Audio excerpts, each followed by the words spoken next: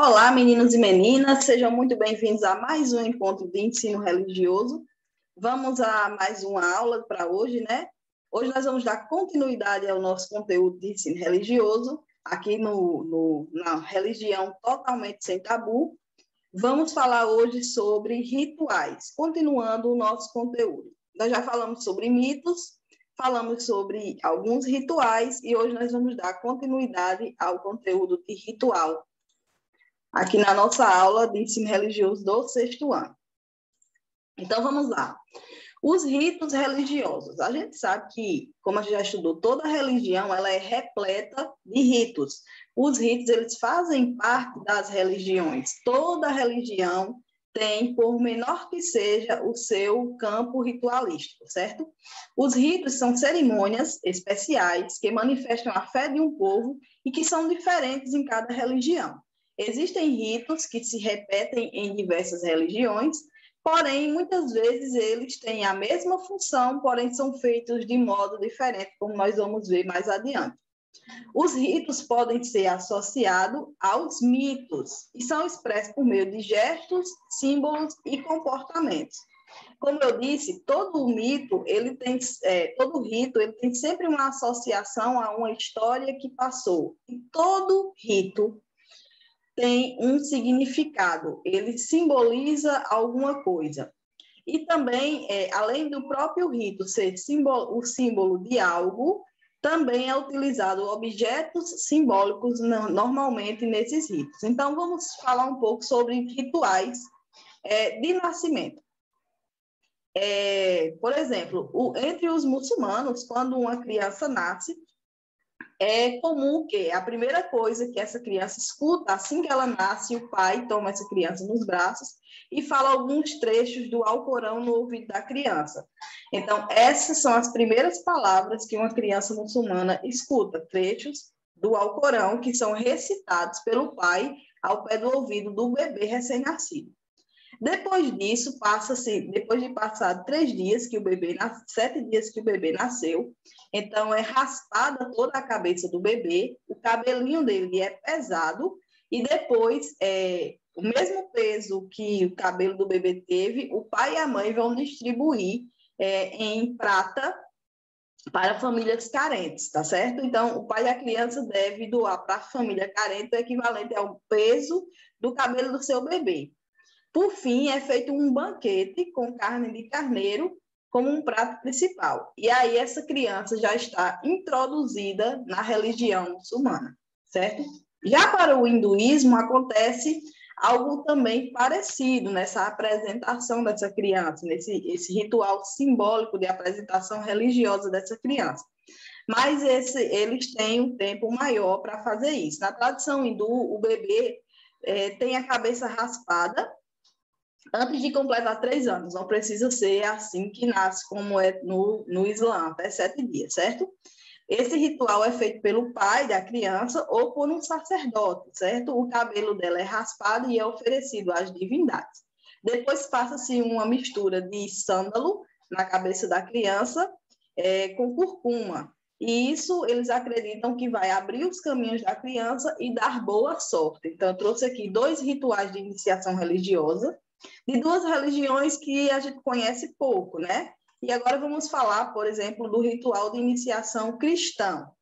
E esse ritual de iniciação cristão, ele se dá em todas as vertentes do cristianismo, tanto no catolicismo quanto em qualquer vertente do mundo evangélico, ou seja, em qualquer igreja evangélica de qualquer nome.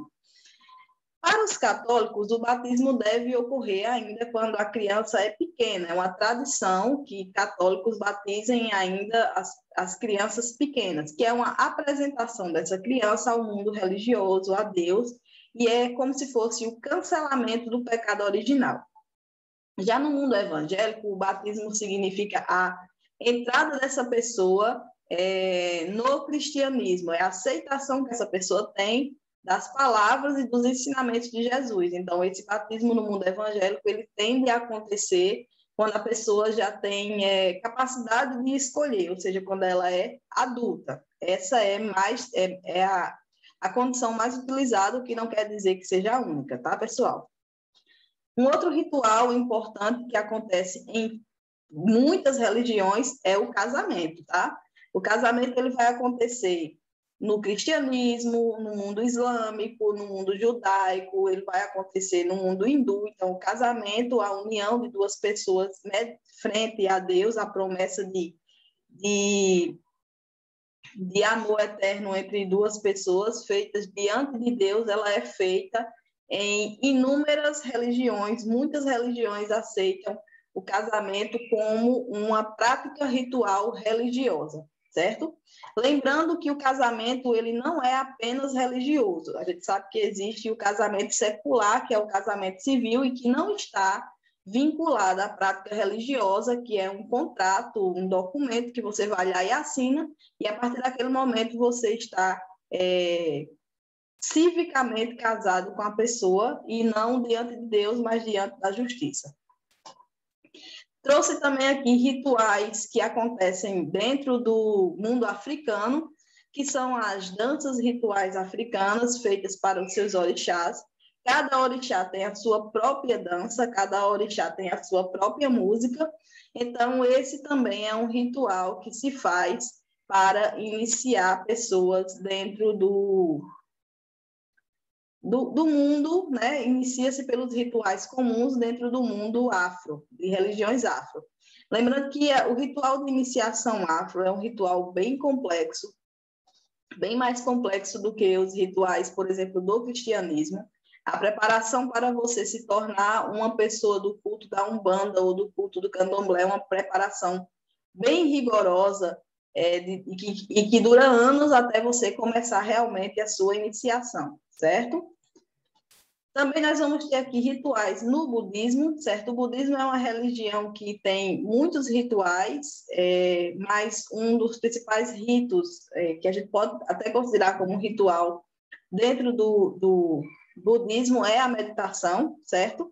A meditação é uma prática comum entre todos os budistas, e eles fazem essa meditação exatamente para ter o contato com o sagrado, para ter o seu contato espiritual com o que para eles é sagrado, que é o próprio eu. Dentro do mundo islâmico, além do batismo que a gente já viu, eles também têm rituais diários de oração. Todo muçulmano, obrigatoriamente, ele precisa fazer 5 orações por dia, e todas as vezes que ele vai fazer essa oração, ele se volta para Meca, né? Ele faz a oração sempre virado para Meca, que é a cidade sagrada do mundo islâmico.